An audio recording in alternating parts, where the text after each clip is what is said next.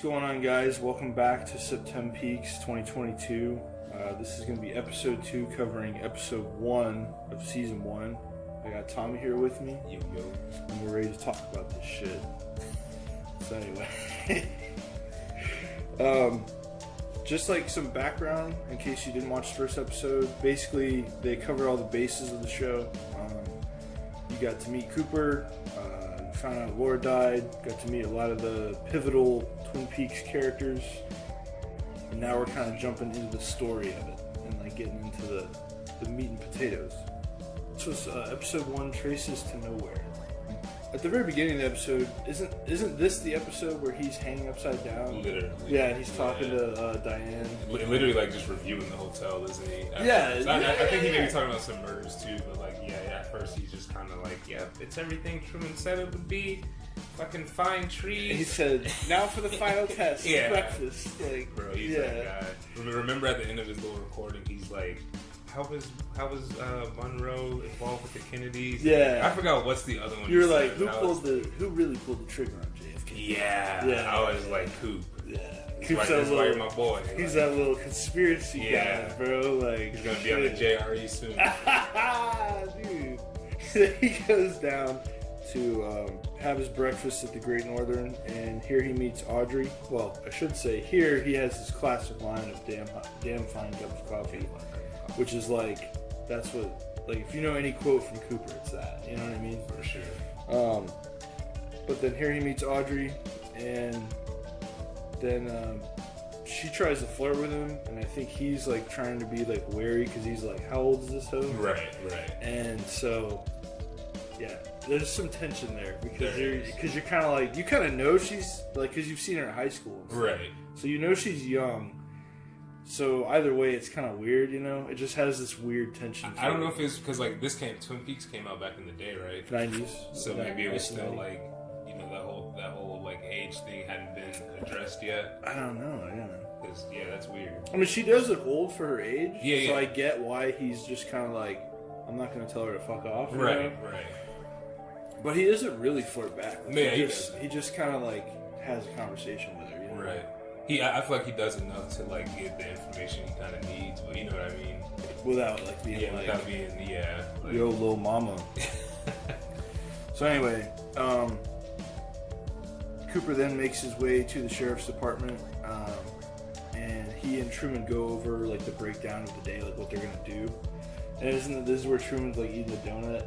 And he's like trying to scarf it down, and Cooper's like, "Oh, we need to do this, this, and this, okay? And while we're doing that, we need to also do this." The first thing that you see is like, bro, Cooper walks into the room, and then like he takes like a bite of the donut. Like, what's the sheriff's guy's name again? My bad. Truman. Yeah, that's okay.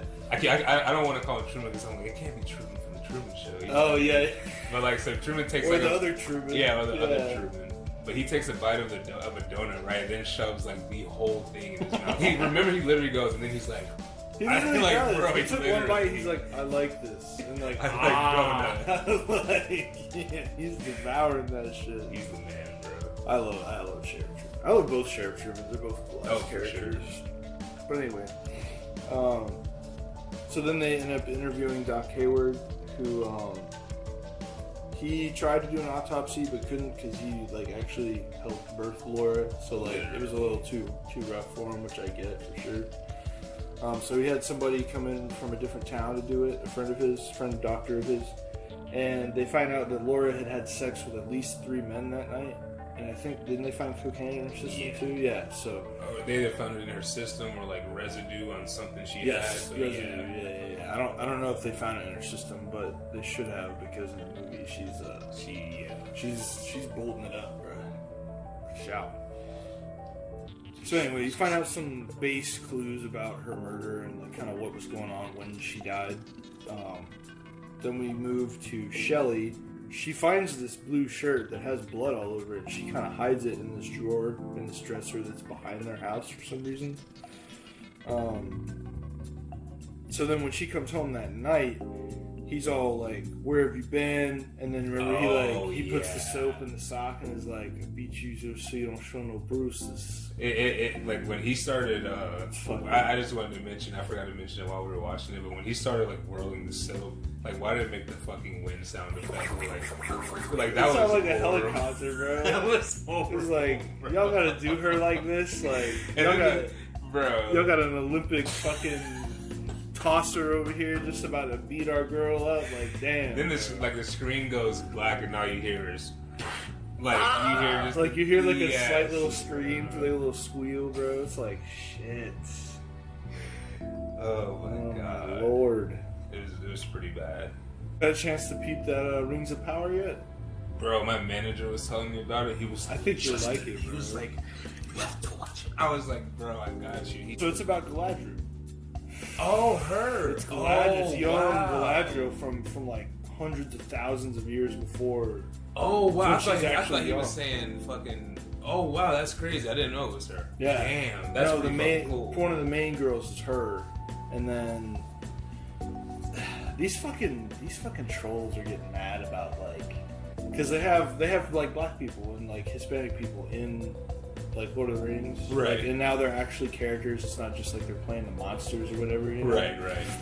And people are getting mad about it, and it's just like, dude, like, so what about them being in there? Like, yeah, like a very small portion of like it seems like the right side of the fan base is like mad about it, and then it's just like, and someone had a really good point. They were like, so you're okay with them playing the fucking orcs and shit, but when they actually show their face, you get mad. It's like. Mad. And I agree with that. And also, the only reason I support it is because in the show, it doesn't at any point feel like they're like, hey, we have black people, man. Right. Like, they're just characters. Like, they're all written in the story. They're all, like, it's weird there to say that. To have a purpose. Yeah, to have a purpose. They're not just there to show off that they're woke or whatever. You know what I mean? It's weird that you say that because, like, I told you I was watching Sopranos, and I watched the Many Saints of Newark or whatever. So Sopranos came out, like, back in the day. Not, like, super far back. Right. But, like, the black people in the show were just kind of there. They weren't, like, these main characters. But in the movie, there's, like, you have, like, the Soprano family and, like, their little, like, group or whatever. But the main story is definitely focused on, like Black Panthers type of group. Really? Too. And it's like, yeah, like a black guy is like one of the main characters in it. It was like really weird. I was like, all right. I heard it was a really good movie though. I mean, yeah, it was like decent to me, but it was, really. Yeah, see that's a whole other discussion we gotta have after I watch it because that director was very hit and miss. He had gone from directing Game of Thrones episodes to directing Thor: The Dark World, which everyone hated. Good. Then directing Terminator Genesis, which everyone hated more and fucking clowned on.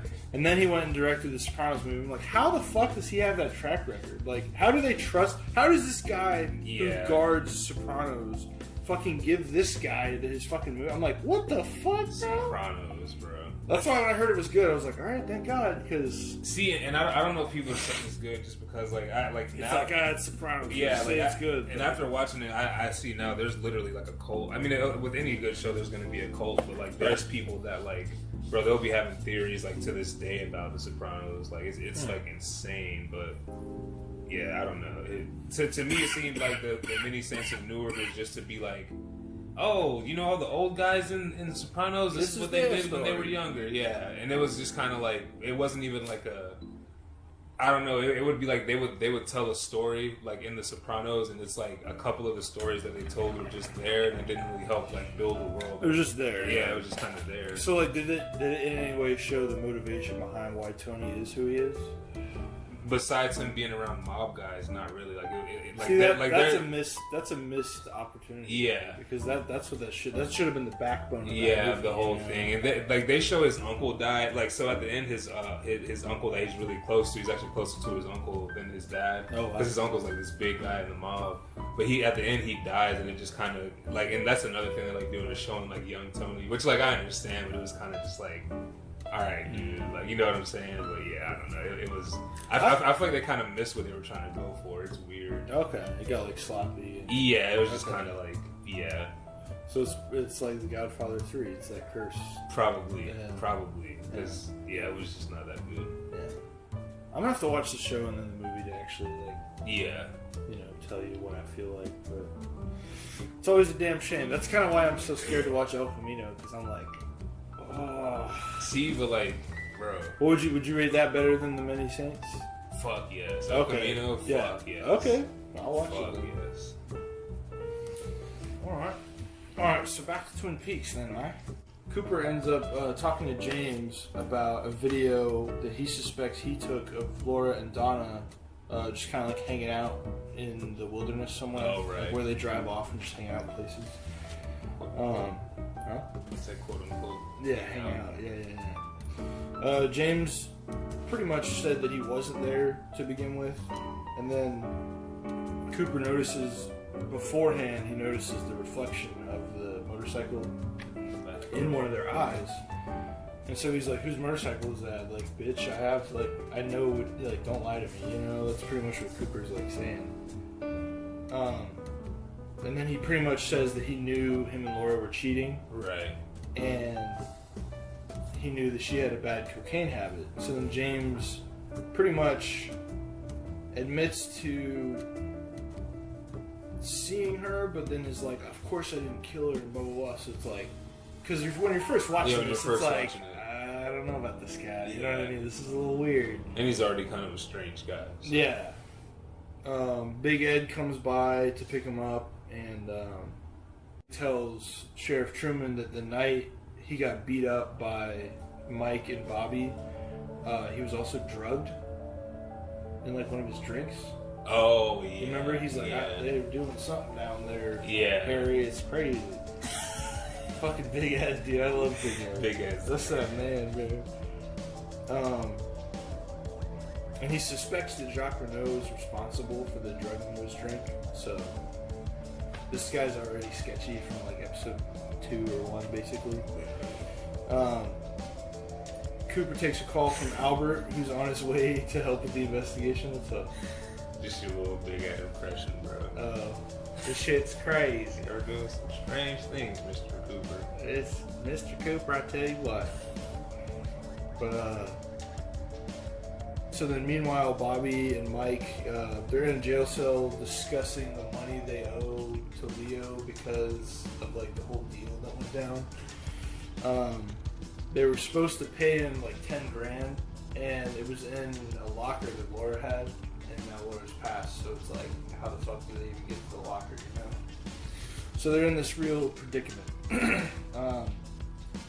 They're later released by Cooper, who, I love how he says it. He goes, "Pray for the health of James Hurley, because if anything happens to him, I'm coming for you." Like, he lays it out, bro. Like, he's just like, don't fuck around, right? With the most like serial killer smile on his face. Oh, yeah. The time. No, he definitely has, like, he has Dexter vibes, for sure. This, like, really abstract moment happens where it cuts to Laura, like, dancing in the video, and it, like, pans in, and then it pauses on a close-up, and you hear, "Help me." It's really weird. I always forget about that part, but yeah, it's here in the notes. Yeah. That shit is, like, Lynch he already has, like, a very distinct style when he just does drama, but then when he adds that shit, it's like, alright, like, we know who this is. Like, even when he's not directing, because I don't think this was directed by him. It was, the pilot was, but episode 1 was Dwayne Dunham, I think. I always forget it's like Breaking Bad is the same in that sense, where it's like sometimes I think like Vince Gilligan would direct them. Directing. Yeah, some of the best episodes were directed Breaking Bad by what was her name? Michelle McLaren. She did like all the badass action shit. Like, that was like her thing. Was like she was the action like director. So definitely shout out to Michelle McLaren. She's a badass for sure. So then Josie and Pete discuss her trouble with Catherine, and then just kind of talking about like how Catherine's been like trying to like move to get her out of there. And Josie's like, "I have the rightful rights to this fucking shit." Yeah, she has a pretty strange like. She's weird. Yeah, like it's weird because like she married Catherine's brother. Right. And then he died, and you never know whether or not she killed him. So it's always like. But she kind of gives the vibes that she would. It's like weird, bro. Right. Like she's know, a after ruthless seeing the little whole elite thing, type person. Yeah. So it's like. She had Sheriff Truman under her finger, bro. Like poor little Harry. Yeah. Bro. Harry's just like staring at her the whole time. He's like, Josie, what? I mean, Miss Waldron. He like bro. Like he's like all flustered and shit. Like, come on, fucking head of the sheriff department. I know. The first time you see him, and he's like, Miss Packard. You're like, really, bro. Both Harry and Cooper go to speak with Josie, who had employed Laura as her tutor in English. And they were also good friends, like it seemed like, you know? So, what? I just feel like, I don't know, like, Josie's a dodgy character. So, like, everything, because, like, you know, because this is, like, my, like, third time watching it. I think fourth. Maybe fourth. I think I've watched this, like, 5 or 6 times now, the whole show, yeah. So, like, every time I watch it, I'm always, like, and after seeing Breaking Bad, you know, we, like, don't trust anyone. Don't trust no one, man. So we, like, she'll be saying shit like that, and she's like, oh, Laura was just my English tutor, and she came over. I'm like, were you giving her some, like, Coke sometimes? Or you know what I'm saying, bro? It's like, were you doing something extra? It's, like, weird. But not that they even give any indication that was happening, but... Right. But just because she's rich, you kind of have that, like... It's like... Yeah. A little elitist ass. A little empress ass, bro. A little 1%er, bro. Yeah. A little 1%. She's over there, like, manipulating my boy Pete every day. When she comes in with the robe, like, bro. So, all she really admits to in this scene is admitting that she kind of sensed something was up with Laura. But from there, she says she can't help any further, so it's like, okay. Weird. Which is, like, along with your theory for sure. Just from body language, Cooper picks up that Truman and Josie are seeing each other. It's really funny. You gotta see the scene. Oh no, it's so well done. Yeah, it's like because there's this whole conversation. They talk, they introduce each other, blah blah blah. And then she's like, "Oh, we'll get your coffee," and then she leaves. And he's like, "How long have you been seeing her, Harry?" And bro, remember Harry's literally like, shit, 3 weeks, man. He was literally like so gone with Josie. It was so funny, dude. Yeah. And he was just blowed that like Cooper figured that shit out so quick, bro. Yeah. And at this point, Catherine actually calls Josie and tells her that the mill lost like $80,000 or some shit the day before, which I think was the day she like had to shut down. Yeah. So like she was just trying to rub it in her face, and Josie's like, "Whatever, dude. Like that was my friend," which is cool. Which like tenderizes her as a character, but it's also like you're still sus. Yeah, there's definitely something about her. She's still pretty sus. And then we see that Catherine Martell, Pete's wife, is having an affair with Ben Horn, and they're like plotting together to take over Josie's mill somehow. And you still don't know like the whole plan, but basically like they keep talking about like crazy shit. Like they're like, "Oh, we'll burn it down. Yeah. We'll do this," and it's like, what are these fuckers planning, dude? They're like, and there's like a little like crazy geriatric little sex scene and that shit. It's like weird. It made me feel a little uncomfortable. It is really weird. It's like watching your mom have sex or something, bro. Like, it's fucking like weird. Yeah. He's like your there, older like, aunt, like you're just like, oh my god, all right, I don't need. Ben's to over there like licking on her feet and shit, bro. Ben Horn's a fucking freak. Yeah, he's bro. a freak for sure. He's a freaked out freak, bro. He does go to a sex club, like spoilers, but yeah, big spoilers. Fat ass spoilers. For y'all newbies to the Twin Peaks era. They're like, oh, a sex club? Let me just, oh my god. So then Doc Hayward actually goes to visit Sarah Palmer, trying to like help her feel better. But while he's there or while Donna? I think Donna goes to sit with her, right? And she like sees Laura on Donna's face. Oh, or was that in the plot or in the pilot? Was that in the pilot or was that? No, I think that's in this episode because isn't it like right after she sees Laura in her face, she like looks somewhere and sees Killer Bob. Yeah, Killer Bob. Yeah. Killer Bob, bro. Yeah, dude. She sees Bob and starts flipping shit, and then. And Bob is, by the way, always in like the creepiest positions. Like he's always like under a chair, squatting like, down, like lurking and like shit. You only see like one of his eyes. Little and, like, Freddy Krueger vibes, straight It's like up, weird as fuck, bro. Like for sure. And then back at Jacoby's office, he's actually there listening to a tape she made for him. Yeah. And he opens this, like, because he's like got this whole Hawaiian vibe to like his whole office and the way he dresses and shit. He takes out his coconut and opens it, and the bracelet that they were looking for is actually in there. So it makes you wonder if the vision that she sees at the end of the pilot is Jacoby grabbing that bracelet. Because you remember, it's like a vision of a gloved hand. Yeah, it's like a rock. So it's like, because I was just like, oh, maybe it's a detective, but yeah, it could have literally just been Jacoby. Like, could, but yeah, like because he heard the tape and everything. And I think, isn't he watching her at a certain point too? He's like stalking her and shit, right? Jacoby. Yeah. I think he is. Or no, he stalks her cousin, thinking it's Laura. That's what it is. They like set him up. Spoilers. Yeah. But yeah, that's kind of like the cliffhanger of the episode. So, but this kind of just adds a lot to the characters, and just kind of shows you how this murder mystery is like affecting everyone in the town in some way or another. You know, it's great. But that's consistently the theme of the show, is that Laura she had troubles, but she was connected with everyone in the town. So in a way, she was like royalty. You know what I mean? In a weird way. You know, not saying like they worshipped her or anything, but I don't know.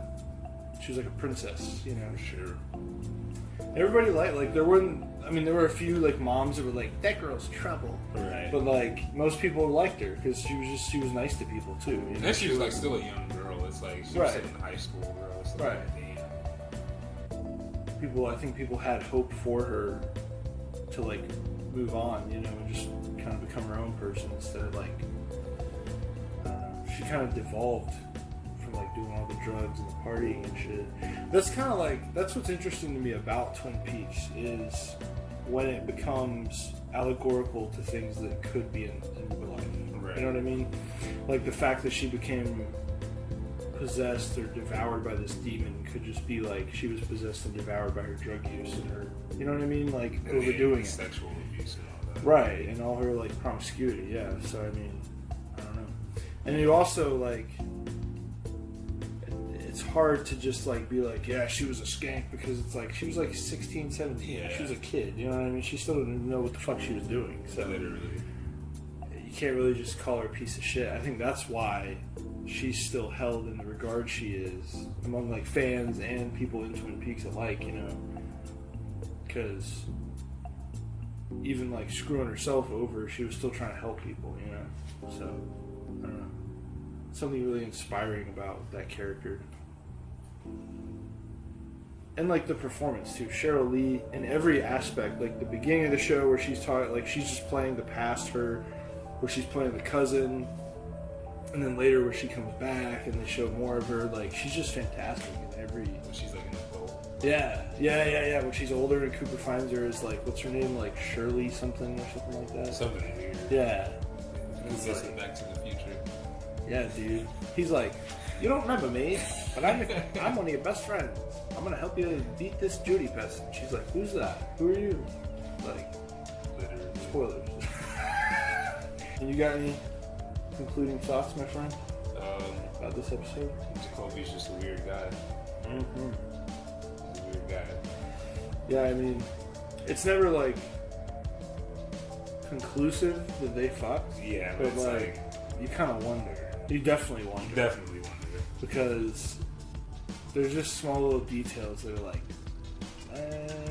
and he, being a psychiatrist, could like easily take advantage of, you know what I mean? Manipulator for sure. So yeah, I get that for sure. That's kind of like the big ending and like the question at the end of this episode is like, what the hell is up with Jacoby? Like, yeah. So even Coop is like not too sure about him. I forgot exactly what he says, but he's not too sure about Jacoby. Yeah.